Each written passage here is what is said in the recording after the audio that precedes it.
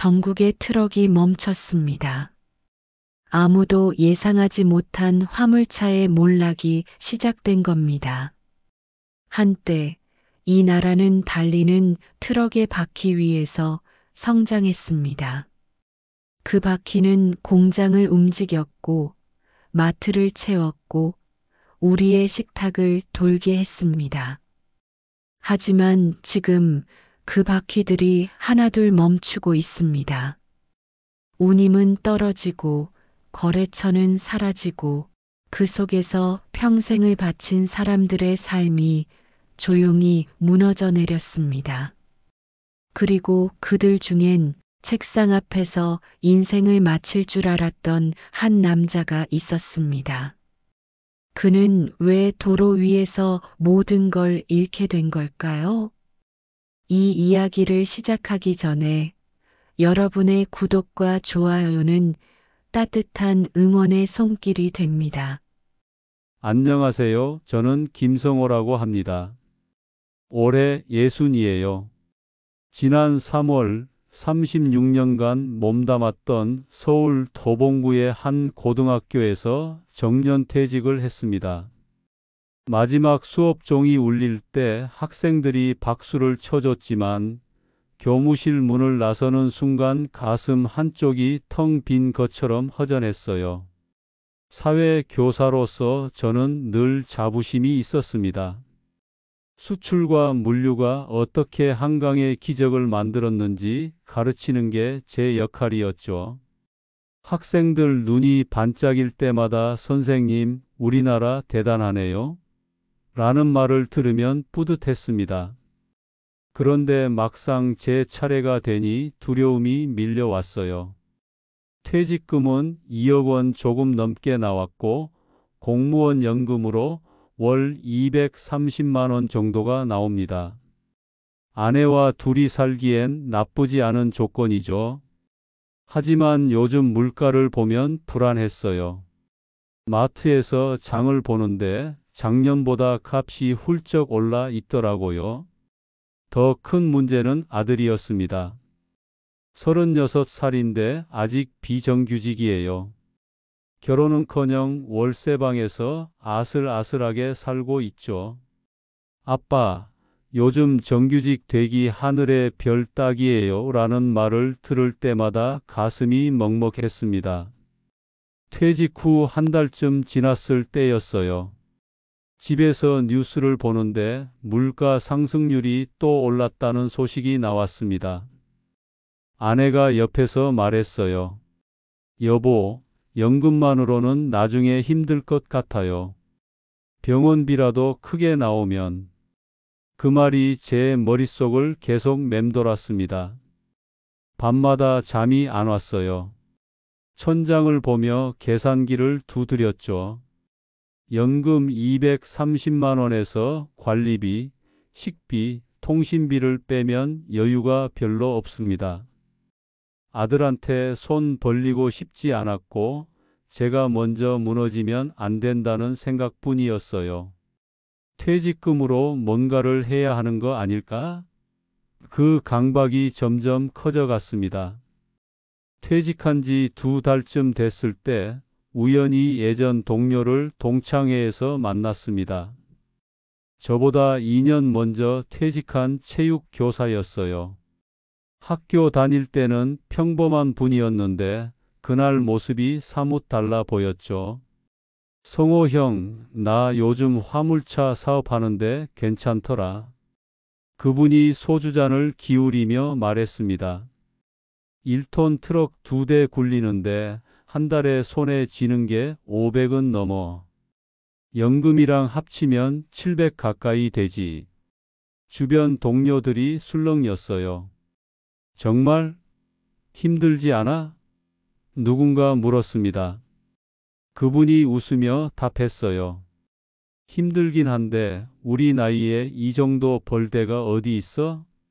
택배, 식자재, 공장 납품까지 일감은 널려 있어. 요즘 온라인 쇼핑 터지잖아. 저는 그 말을 듣고 귀가 번쩍 뛰었습니다. 수업 시간에 학생들에게 물류 산업의 중요성을 늘 강조했던 게 떠올랐어요. 한국 경제의 혈관은 바로 물류다. 전국 어디든 24시간 안에 배송되는 나라가 몇이나 되겠냐. 제가 했던 말들이 머릿속을 스쳤죠. 다음 날 저는 그분에게 전화를 걸었습니다. 어제 한 얘기 진짜야? 화물차 사업 말이야. 흔쾌히 만나자고 하더군요. 며칠 뒤 경기도 어느 휴게소에서 만났는데 몰고 온 1톤 트럭이 생각보다 깔끔해 보였습니다. 이거 중고로 7천만 원 주고 샀어. 처음엔 무서웠는데 이제는 눈 감고도 운전할 수 있지. 트럭을 두드리며 자랑스럽게 말했어요. 형, 우리 같은 사람들한테 이만한 기회가 어디 있어. 몸만 성하면 되는 거야. 화물 플랫폼 앱을 보여줬습니다. 화면에는 실시간으로 올라오는 운송 의뢰가 빼곡했어요. 서울에서 부산, 인천에서 대구, 이런 식으로 일감이 계속 올라와. 내가 원하는 거 골라서 하면 돼. 그 순간 묘한 부러움이 일었습니다. 집으로 돌아오는 길, 저는 계속 생각했어요. 나도 할 수 있지 않을까? 교사 생활하면서 성실함과 책임감만큼은 자신 있었습니다. 전국을 누비며 물류를 책임진다는 게 나쁘지 않게 느껴졌죠.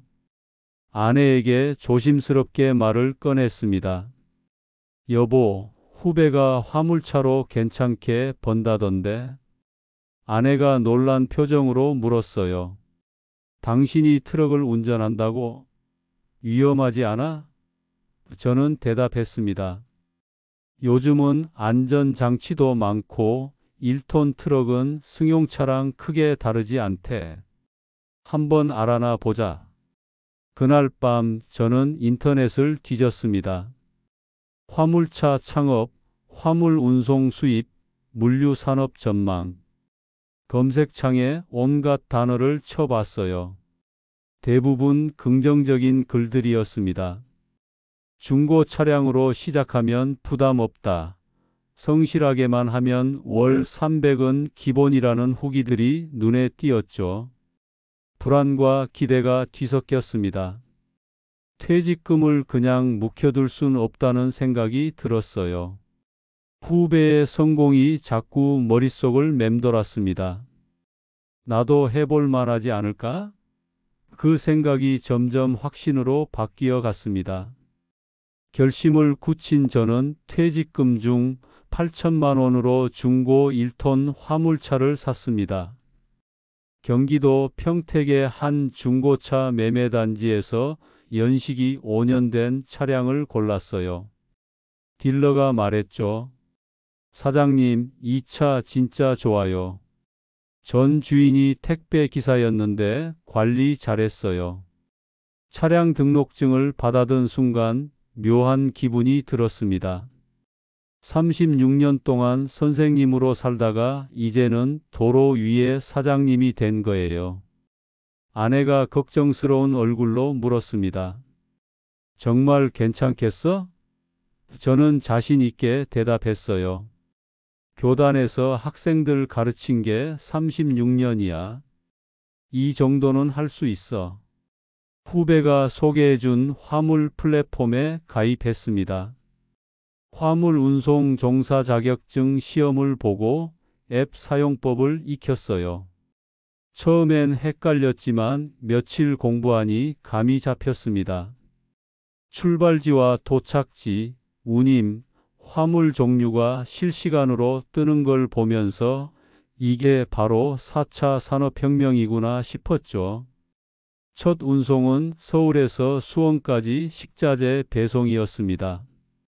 새벽 5시에 출발해서 음식점에 김치와 채소를 내려줬어요. 주인 아주머니가 고생하셨어요 하며 캔커피를 건네줬을 때 가슴이 뭉클했습니다.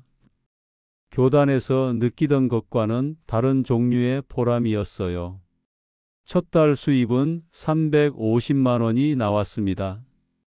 유류비와 통행료, 차량 유지비를 빼고 나니 순수익이 280만 원 정도였죠. 연금 230만 원과 합치면 한 달에 500만 원이 넘었어요. 아내가 놀라워했습니다. 여보, 정말 되네요? 저도 기뻤습니다. 봐, 내가 뭐라고 했어. 하루 일과는 빡빡했습니다. 새벽 4시에 일어나 첫 운송을 나가고 오후까지 23건을 소화했어요. 처음엔 운전이 힘들었지만 한 달쯤 지나니 익숙해졌습니다. 휴게소에서 다른 기사님들과 커피를 마시며 정보를 주고받는 것도 나름 즐거웠죠. 어느 날 고속도로를 달리다 문득 생각했습니다. 내가 지금 이 나라 경제의 혈관을 움직이고 있구나. 수업 시간에 판서하며 설명했던 물류 시스템을 제가 직접 실행하고 있다는 게 신기했어요. 도로 위에서 한국 경제를 다시 배우는 기분이었습니다. 2달째 되던 날, 저는 후배에게 전화를 걸었습니다. 덕분에 잘 되고 있어. 정말 고마워. 후배가 웃으며 답했어요. 형, 내가 뭐 했어? 형이 성실하게 해서 그렇지. 그 말이 자신감을 더 키워줬습니다. 석 달이 지나자 단골 거래처도 생겼습니다. 성남에 있는 한 식자재 업체에서 매주 화요일과 금요일마다 저를 찾았어요. 기사님, 시간 약속 잘 지키시니까 좋아요. 업체 사장님이 말했습니다. 정직하고 성실하게 일하면 인정받는다는 걸 새삼 느꼈죠. 그때는 몰랐습니다. 이게 제 인생에서 가장 편안한 시기였다는 걸요.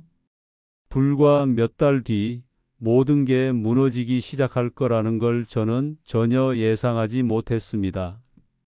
하지만 그때의 저는 그저 매일 성실히 운전대를 잡고 화물을 나르며 행복해했어요. 석 달간의 성공에 취한 저는 욕심이 생겼습니다. 1톤 트럭으로는 한계가 있다고 느꼈어요.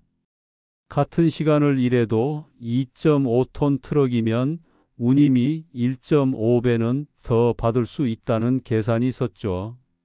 후배에게 전화를 걸어 물었습니다. 2.5톤으로 바꾸면 어때? 후배가 조심스럽게 답했어요. 형, 그건 좀. 일단 1톤으로 1년은 해보고 결정해도 늦지 않아. 하지만 저는 듣지 않았습니다. 머릿속으로 계산기를 두드렸어요. 지금 월 350만 원 버는데 2.5톤이면 500만 원은 가능하겠지. 연금 합치면 700만 원이 넘어. 그 숫자가 자꾸 눈앞에 아른거렸습니다. 당시 뉴스에서는 온라인 쇼핑 성장세가 계속 이어진다고 보도했어요. 물류산업 호황, 화물차 수요 증가라는 기사 제목들이 보였습니다. 교사 시절 경제 수업 자료로 썼던 것들이었죠. K-물류의 경쟁력은 세계 최고 수준이라는 문구를 보며 확신이 섰어요. 아내에게 말을 꺼냈습니다. 여보, 차를 좀 더 큰 걸로 바꾸려고. 아내가 걱정스러운 표정을 지었어요. 지금도 충분히 잘 되고 있잖아요. 위험하게 더 키울 필요가 있어요? 저는 자신 있게 답했습니다. 지금이 기회야. 물류 시장이 계속 커지고 있어.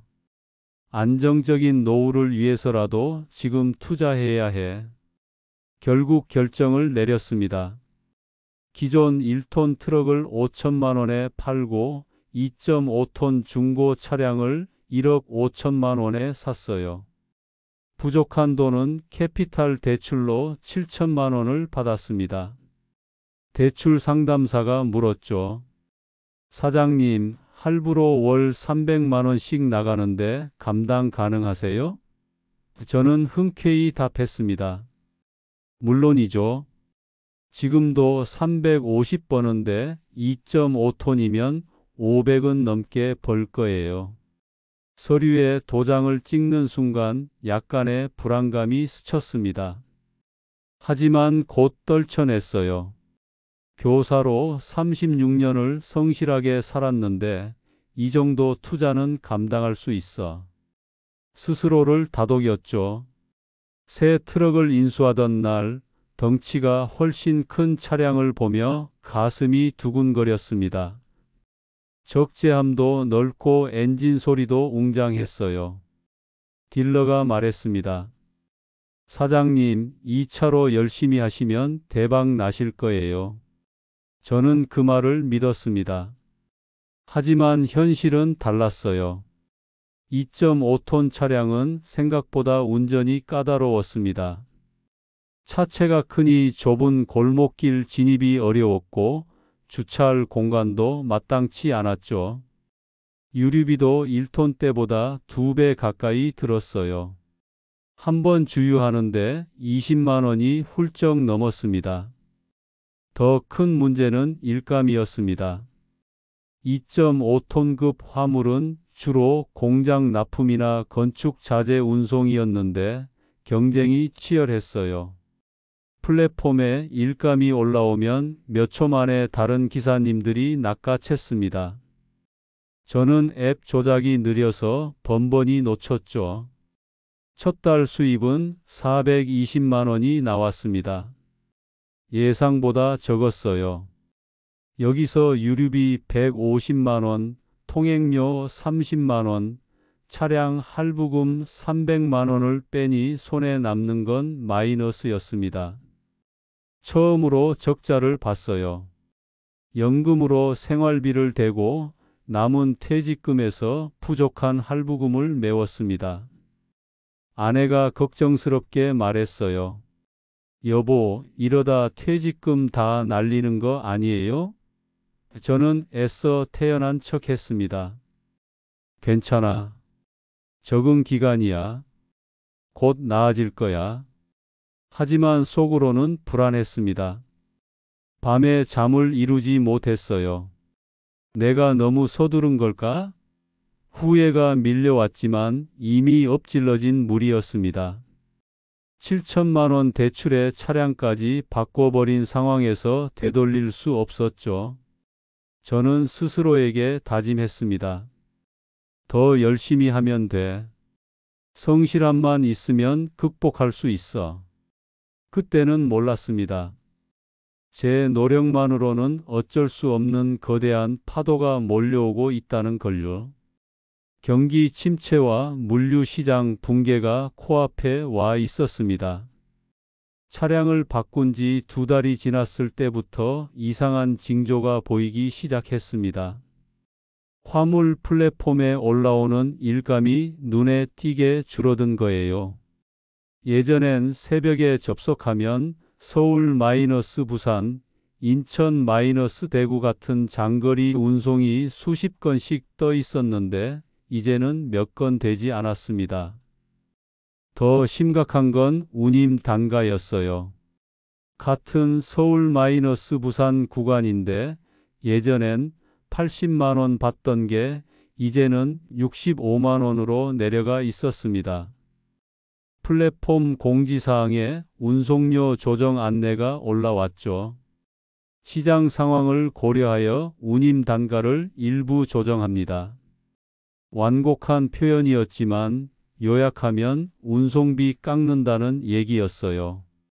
휴게소에서 만난 다른 기사님들도 한숨을 쉬었습니다. 요즘 장사가 안 되네요. 물동량이 확 줄었어요. 50대 중반쯤 돼 보이는 기사님이 말했어요. 인터넷 쇼핑이 예전만큼 안 늘어나나 봐요. 거기다 중소업체들은 줄줄이 문 닫고. 또 다른 기사님이 거들었습니다. 대기업 물류 자회사들이 다 해먹으니까 우리 같은 개인은 쭉정이만 건지는 거지. 제 상황도 점점 나빠졌습니다. 셋째 딸 수입은 370만 원으로 떨어졌어요. 유류비와 통행료를 빼면 190만 원, 거기서 할부금 300만 원을 내야 하니 매달 110만 원씩 적자가 났습니다. 연금으로 생활비를 대고 부족한 할부금은 퇴직금 통장에서 뺐어야 했죠. 아내가 통장을 보더니 얼굴이 굳었어요. 여보, 퇴직금이 벌써 1억밖에 안 남았어요. 제 가슴이 철렁 내려앉았습니다. 불과 반년 전만 해도 2억이 넘었는데 차량 구입하고 대출 메우고 하다 보니 어느새 절반이 날아간 거예요. 일감을 더 잡으려고 발버둥 쳤습니다. 앱을 하루 종일 들여다보며 운송건이 뜨면 바로 클릭했어요. 하지만 경쟁이 너무 치열했습니다.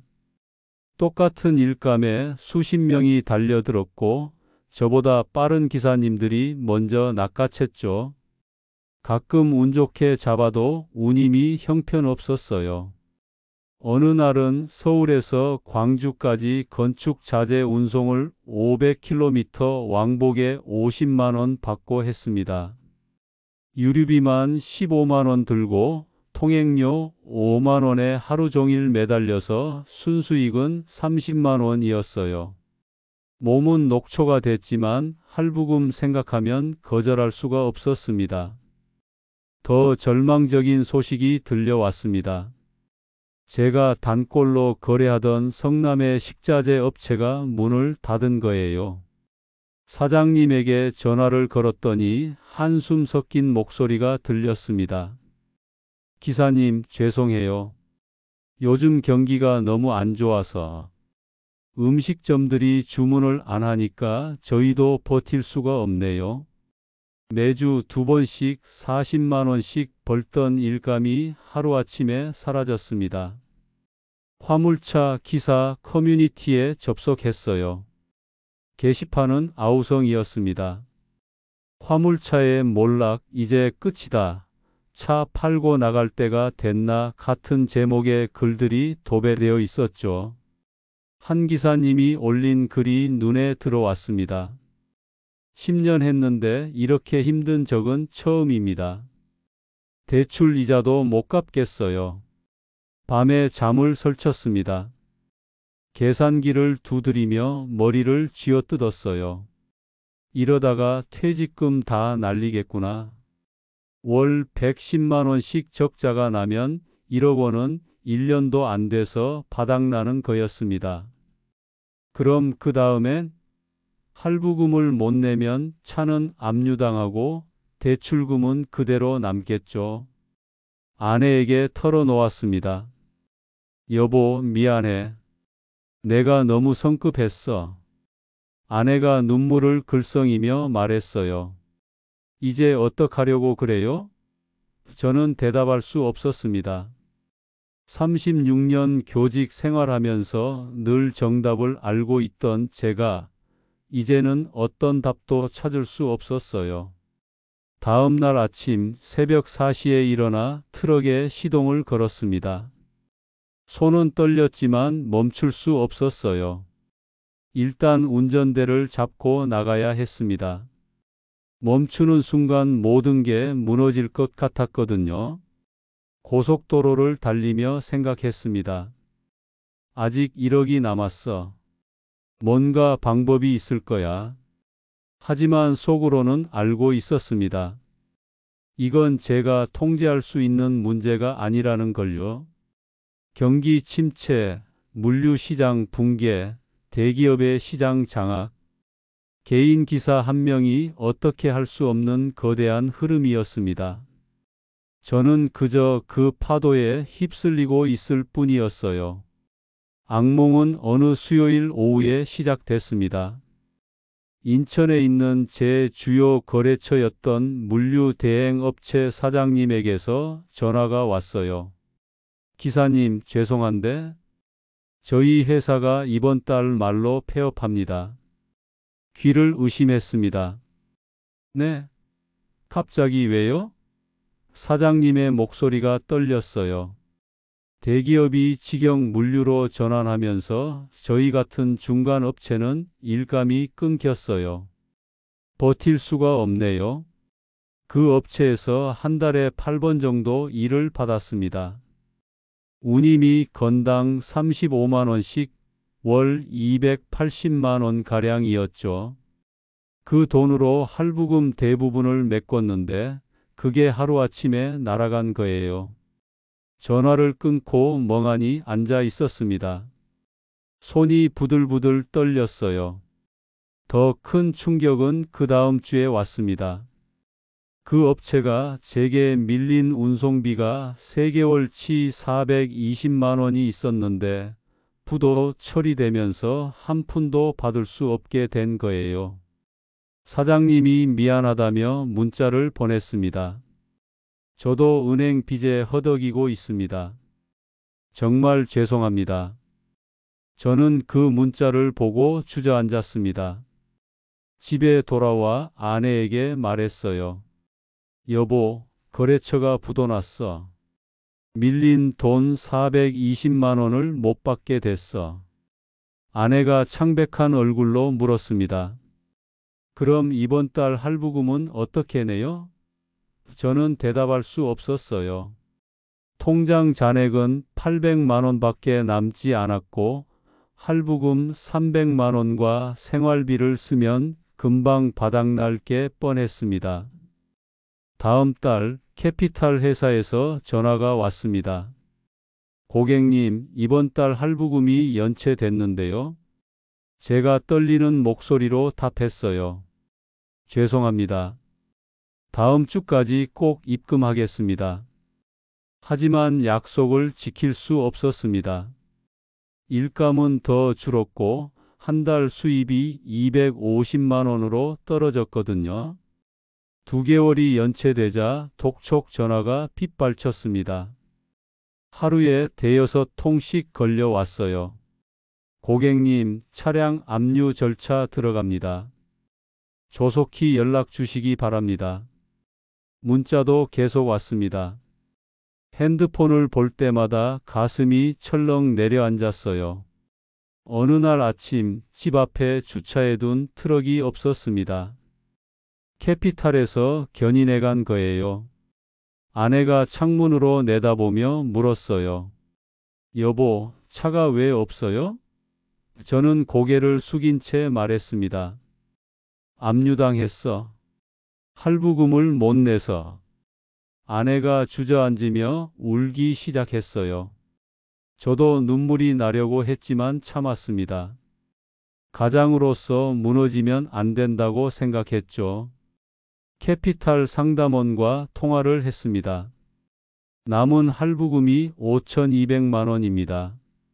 차량은 경매로 처리되는데 시세가 7천만 원 정도 나올 겁니다. 그럼 고객님께 1,800만 원 정도 돌려드릴 수 있어요. 저는 어이가 없었습니다. 제가 1억 5천에 산 차를 7천에 판다고요? 상담원이 냉정하게 답했어요. 중고 시세가 그렇습니다. 게다가 연식도 있고요. 결국 모든 계산이 끝나고 손에 남은 건 1,300만 원 뿐이었습니다. 거기다 대출로 받았던 7천만 원 중 아직 5천만 원이 남아 있었어요. 차는 사라졌는데 빚은 그대로 남은 거죠. 순식간에 저는 5천만 원 빚을 진 채무자가 되어 있었습니다. 수치심이 밀려왔습니다. 36년 동안 한 번도 빚을 져본 적 없었어요. 교사로서 월급 안에서 알뜰하게 살아왔는데 퇴직 후 단 1년 만에 이런 신세가 된 거예요. 거울을 볼 수 없었습니다. 초라하고 비참한 제 모습이 보이는 게 싫었어요. 더 견디기 힘든 건 주변 시선이었습니다. 어느 토요일 마트에 장을 보러 갔다가 예전 제자를 우연히 만났어요. 선생님, 안녕하세요. 밝게 인사하는 제자를 보며 저는 얼굴을 붉혔습니다. 그래. 잘 지내니? 어색하게 대답하고 황급히 자리를 떴죠. 혹시 제자가 제 처지를 알까봐 두려웠어요. 저 선생님 화물차 하다가 망했대라는 소문이 퍼질까봐 무서웠습니다. 밤에 잠을 이룰 수 없었어요. 천장을 보며 스스로를 자책했습니다. 왜 그렇게 성급했을까? 왜 후배 말을 듣지 않았을까? 왜 1톤으로 만족하지 못했을까? 후회의 목록은 끝이 없었습니다. 아내가 옆에서 조용히 울고 있는 소리가 들렸어요. 가슴이 찢어지는 것 같았습니다. 가장 괴로운 건 아들이었습니다. 36살 아들이 주말에 집에 왔다가 제 얼굴을 보더니 물었어요. 아빠, 무슨 일 있어요? 저는 고개를 저었습니다. 아니야, 아무 일도 없어. 거짓말이었죠. 아들한테 짐이 되고 싶지 않았어요. 비정규직으로 힘들게 사는 아들에게 부담을 줄 순 없었습니다. 일주일 뒤 신용대출 독촉 전화가 왔습니다. 이자라도 납부해 주셔야 합니다. 저는 남은 퇴직금 800만 원에서 200만 원을 빼서 이자를 갚았어요. 잔액은 600만 원. 그게 36년 교직 생활의 마지막 남은 돈이었습니다. 아내가 말했어요. 여보, 이제라도 다른 일을 알아봐야 해요. 이대로는 안 돼요. 저는 고개를 끄덕였습니다. 더 이상 선택의 여지가 없었어요. 자존심도 체면도 모두 내려놓아야 했습니다. 60세 퇴직 교사가 할 수 있는 일이 뭐가 있을까? 막막했지만 멈춰 있을 수는 없었습니다. 한 달 동안 집에만 틀어박혀 있었습니다. 아침에 일어나도 할 일이 없었어요. TV를 켜면 경제 뉴스가 나왔고 채널을 돌리면 취업 정보 프로그램이었죠. 모든 게 제 실패를 비웃는 것 같았습니다. 아내가 걱정스러운 눈빛으로 저를 바라봤지만 저는 아무 말도 할 수 없었어요. 어느 날 오후 아내가 신문 9일란을 펼쳐 보이며 말했습니다. 여보, 여기 아파트 경비원 모집한대요. 인근 단지래요. 저는 신문을 보고 고개를 저었어요. 내가 경비를? 36년 교단에 섰던 사람이 경비실에 앉는다는 게 받아들여지지 않았습니다. 아내가 조용히 말했어요. 지금 우리한테 선택권이 있나요? 그 말에 정신이 번쩍 들었습니다. 맞았어요. 빚 5천만 원에 남은 돈 600만 원. 이자만 매달 40만 원씩 나가는데 언제까지 손 놓고 있을 순 없었죠. 다음 날 아침 저는 면접을 보러 갔습니다. 면접장은 아파트 관리사무소였어요. 50대 초반쯤 돼 보이는 관리소장님이 이력서를 보더니 물었습니다. 고등학교 교사셨네요? 왜 경비직에 지원하셨어요?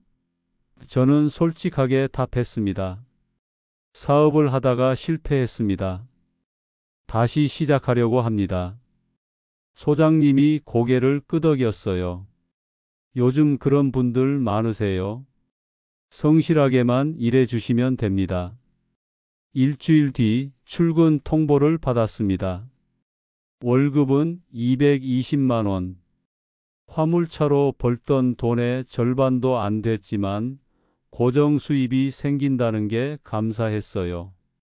연금 230만 원과 합치면 450만 원. 생활비 쓰고 이자 갚고 나면 빠듯하지만 일단 버틸 수는 있었습니다. 첫 출근 날 경비복을 입었습니다. 거울을 보니 낯선 사람이 서 있었어요. 양복 입고 넥타이 매고 교단에 서던 제 모습은 온데간데 없었습니다. 대신 남색 경비복을 입은 60세 노인이 있었죠. 한숨이 나왔지만 애써 참았습니다. 이것도 일이야. 떳떳하게 하자. 경비실에 앉아 첫 근무를 시작했습니다. 입주민들이 들어올 때마다 인사를 했어요. 안녕하세요. 어떤 사람은 담례했고 어떤 사람은 그냥 지나쳤습니다. 처음엔 서운했지만 곧 익숙해졌어요.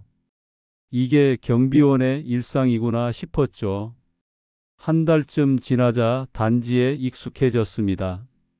출입 차량 관리하고 택배 정리하고 쓰레기 분리수거 안내하는 게 주요 업무였어요. 단순한 일이었지만 나름대로 보람도 있었습니다. 특히 아이들이 학교 갔다 돌아올 때 반갑게 인사해주면 기분이 좋았어요. 어느 날 오후 초등학교 4학년쯤 돼 보이는 남자아이가 경비실로 왔습니다. 아저씨, 수학 문제 좀 가르쳐 주세요. 손에 문제집을 들고 있었어요. 저는 반가운 마음에 문제를 봤습니다. 분수 나눗셈이었죠. 이건 말이야. 나누는 분수를 뒤집어서 곱하면 돼. 천천히 설명해 줬더니 아이가 환하게 웃었습니다. 아, 알겠어요. 감사합니다. 그날 이후로 아이들이 가끔 경비실에 들렀습니다. 숙제 질문도 하고 학교 이야기도 했어요. 저는 그 시간이 좋았습니다. 36년 교직 생활이 헛되지 않다는 생각이 들었거든요. 비록 교단은 아니지만 여전히 아이들을 가르칠 수 있다는 게 감사했습니다. 어느 주말 젊은 부부가 경비실로 왔습니다. 경비님, 저희 애가 고등학교 진학 때문에 고민인데 조언 좀 해주실 수 있어요? 저는 놀랐어요. 제가요? 아내가 말했습니다. 네, 들으니 고등학교 선생님 하셨다면서요? 요즘 입시가 어떻게 돌아가는지 궁금해서요. 그날 저녁 그 부부의 집에 초대받았습니다. 고등학교 2학년 딸아이가 진로 때문에 고민이 많다고 했어요. 저는 36년 경험을 살려 조언했습니다. 요즘은 학생부 종합 전형이 중요해요. 성적도 중요하지만 자기가 정말 좋아하는 게 뭔지 찾는 게 먼저예요. 부부가 고마워하며 차를 대접했습니다. 정말 도움이 됐어요. 감사합니다. 그때 깨달았습니다.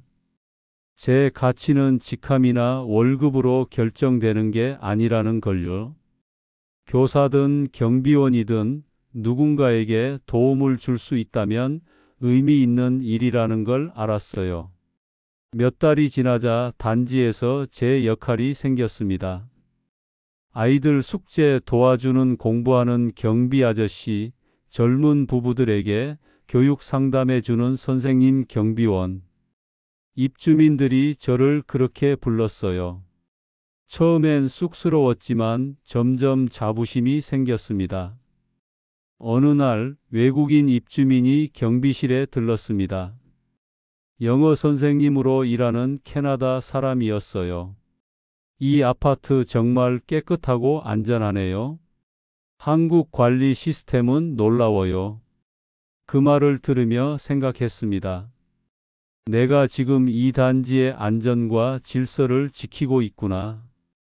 저녁 근무를 마치고 집에 돌아오면 아내가 밥을 차려줬습니다. 오늘은 어땠어요? 아내가 물으면 저는 답했어요. 괜찮았어. 아이들 숙제도 봐주고 입주민이랑 얘기도 하고. 아내가 웃으며 말했습니다. 당신 요즘 표정이 좀 밝아졌어요. 맞았어요. 화물차를 몰 때보다 마음이 편했습니다. 빚은 여전히 남아 있었지만 매달 조금씩 갚아 나갈 수 있었어요. 급하게 부자가 되려는 욕심 대신 성실하게 하루하루 사는 게 더 중요하다는 걸 배웠습니다. 밤에 경비실에 홀로 앉아 단지를 바라봤습니다. 불 켜진 창문들, 놀이터에서 뛰노는 아이들, 퇴근 후 들어오는 입주민들. 이 모든 풍경을 지키는 게 제 역할이었어요. 크지 않지만 분명한 역할이었습니다. 그 순간 깨달았습니다. 성공은 큰 돈을 버는 게 아니라 자기 자리에서 최선을 다하는 거라는 걸요. 저는 이제 도로 위의 사장님이 아니라 아파트 단지를 지키는 경비원이었습니다. 그리고 그것으로 충분했어요. 경비 일을 시작한 지 1년이 지났습니다. 어느덧 61세가 됐어요. 빚은 아직 3,800만 원 남았지만 매달 50만 원씩 꾸준히 갚고 있습니다. 10년 안에 다 갚을 수 있을 거예요. 느리지만 확실한 길이죠. 어느 주말 저는 노트를 펼쳤습니다. 지난 2년을 정리하고 싶었어요. 36년 교사 생활의 마지막 수업처럼 제 실패를 기록으로 남겨야겠다고 생각했습니다.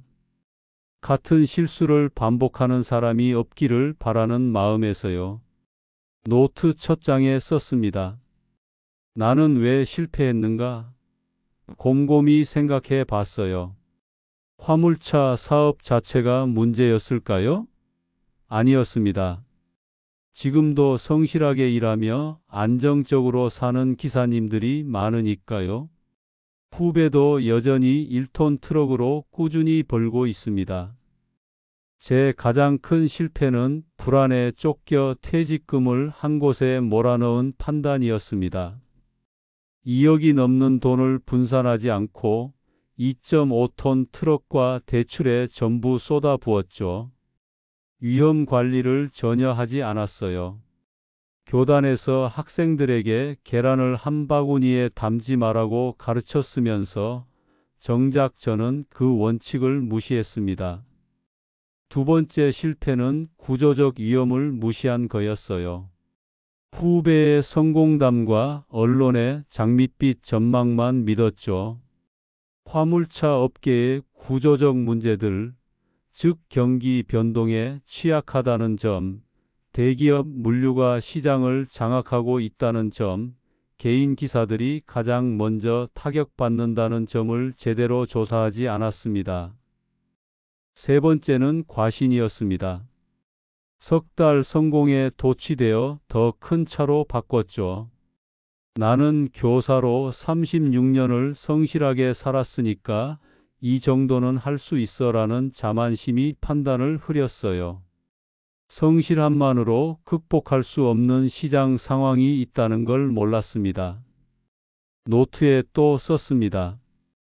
노후의 돈은 공격이 아니라 방어다. 젊을 때는 실패해도 다시 일어설 시간이 있습니다. 하지만 60세 이후의 돈은 다릅니다. 한 번 잃으면 회복할 방법이 거의 없어요. 저는 그걸 뼈저리게 배웠습니다. 만약 다시 돌아간다면 어떻게 했을까요? 퇴직금 2억 중 절반은 안전한 곳에 묻어뒀을 거예요. 예금이나 국채처럼 원금이 보장되는 곳에 말이죠. 나머지 1억으로만 신중하게 시작했을 겁니다. 1톤 트럭을 현금으로 사고 대출은 절대 받지 않았을 거예요. 그리고 최소 2년은 지켜본 뒤에 확장 여부를 결정했겠죠. 어느 날 단지 입주민 중 한 분이 경비실에 오셨습니다. 60대 초반의 남자분이었어요. 경비님, 저도 내년에 퇴직하는데 화물차 사업 어떨까요? 아는 형님이 괜찮다고 하던데. 그 말을 듣는 순간 가슴이 철렁했습니다. 2년 전 제 모습이 보였거든요. 저는 조심스럽게 말씀드렸습니다. 제가 화물차를 했었어요. 실패했고요. 그분이 놀라며 물었습니다. 정말요? 무슨 일이? 저는 제 이야기를 천천히 들려줬어요. 어떻게 시작했고 왜 실패했는지 그분은 진지하게 들으시더니 말했습니다. 고마워요. 다시 생각해 봐야겠네요. 며칠 뒤 그분이 다시 오셨습니다. 경비님 덕분에 결정했어요. 퇴직금은 안전하게 굴리고 아르바이트로 소소하게 벌기로 했어요. 저는 안도했습니다. 적어도 한 분은 제 실수를 반복하지 않겠구나 싶었죠. 아내와 저녁을 먹으며 이야기했습니다. 여보, 내가 글을 좀 써볼까 해. 아내가 고개를 갸웃했어요. 무슨 글? 제가 답했습니다. 내 경험담이야. 퇴직 후 노후 준비하는 분들한테 도움이 될 수도 있잖아. 아내가 웃으며 말했어요. 좋은 생각이에요. 당신은 역시 선생님이네요. 밤마다 조금씩 글을 썼습니다. 제목은 60세 교사, 화물차로 퇴직금을 날리다로 정했어요. 미화하지 않고 솔직하게 썼습니다. 얼마를 벌었고 얼마를 잃었는지, 어떤 판단이 잘못됐고 무엇을 배웠는지 10장 분량의 글이 완성됐습니다. 인터넷 커뮤니티에 조심스럽게 올렸어요. 반응이 뜨거웠습니다. 저도 비슷한 상황이에요. 덕분에 정신 차렸습니다. 용기 내서 글 써주셔서 감사합니다. 같은 댓글이 수백 개 달렸죠. 제 실패가 누군가에게 도움이 된다는 게 위안이 됐습니다. 어느 날 아들이 집에 왔습니다. 아빠, 인터넷에서 아빠 글 봤어요. 제가 놀라서 물었어요. 너 어떻게 알았어? 아들이 씁쓸하게 웃었습니다.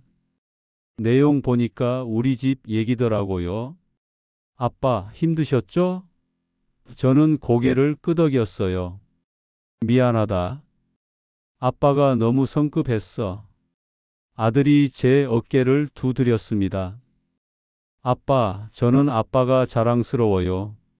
실패하고도 다시 일어섰잖아요. 경비 일하시면서도 사람들 도와주시고, 그게 진짜 대단한 거예요. 그 말에 눈시울이 뜨거워졌습니다. 아들이 이렇게 생각하고 있었다니. 지금 저는 여전히 경비 일을 하고 있습니다. 화려하지 않지만 안정적이에요. 매달 월급이 나오고 조금씩 빚을 갚고 있습니다. 욕심내지 않고 주어진 일에 최선을 다합니다. 그게 제가 배운 가장 큰 교훈이에요. 노트 마지막 장에 썼습니다. 위기 속에서 나를 다시 일으켜 세운 건 결국 사람이었다. 아내의 믿음, 아들의 이해, 입주민들의 존중. 그 모든 게 저를 지탱해 줬어요. 돈을 잃었지만 더 소중한 걸 얻었습니다. 진짜 행복은 큰 돈에 있는 게 아니라 소박하지만 안정적인 일상과 따뜻한 관계 속에 있다는 걸요. 61세 김성호의 마지막 수업은 이렇게 끝납니다. 노후의 돈은 공격이 아니라 방어입니다. 성급한 결정보다 신중한 준비가 중요합니다. 그리고 실패해도 괜찮습니다. 다시 일어설 용기만 있다면요. 이 글이 누군가에게 작은 등불이 되기를 바랍니다. 그의 이야기는 끝났지만 그가 지나온 길 위엔 여전히 수많은 사람들의 삶이 달리고 있습니다. 누군가는 오늘도 새벽 도로 위에서, 누군가는 그 길의 끝에서 다시 일어설 용기를 배우고 있겠죠.